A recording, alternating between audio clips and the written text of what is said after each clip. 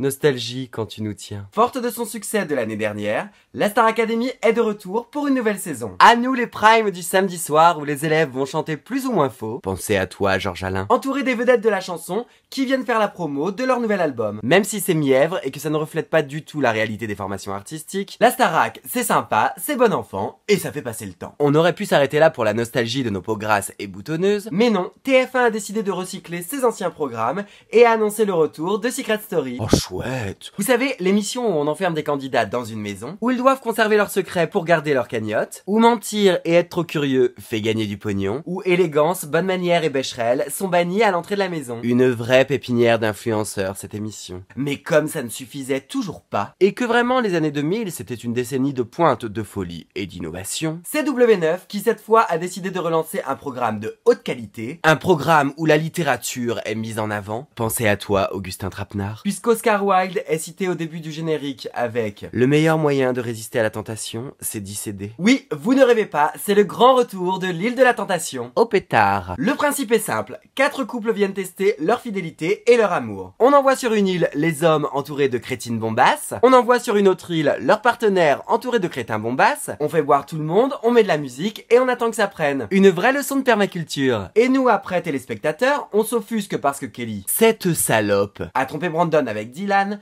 et n'a pas respecté la sacro-sainte fidélité dictée par la tradition judéo-chrétienne. Ça fait beaucoup trop de mots compliqués d'un coup pour l'île de la tentation. Ce que je veux dire, c'est que si on me met moi sur une île paradisiaque avec 3 grammes d'alcool dans chaque bras, Face à des gravures de mode lubrique qui ont 2 neurones, bon, ben si je peux pas avoir un minimum de conversation, va bien falloir que je m'occupe un peu. parce que c'est long 14 jours avec des écervelés. Et je risque du coup d'avoir le même destin que Kelly. Cette salope, sauf si la production se trompe et me met sur la mauvaise île. Là, clairement, l'émission fait un flop. Je n'étais pas du tout prêt au retour des années 2000. J'ai l'impression que c'était hier. Ouch. Je n'ai pas très envie de redanser la tectonique, D'écouter Tokyo Hotel, de porter des baguilles, de voir mes copines avec des sourcils beaucoup trop fins, en jean taille basse avec le string qui dépasse, et d'entendre les gens dire « Waza ». Je n'ai pas envie de revivre les années 2000. L'adolescence, c'est bien une fois. Alors si les chaînes télé pouvaient innover un peu, ce serait bien. Sinon, je vous fais une bonne crise d'ado comme je savais les faire. Allez, la vie est belle.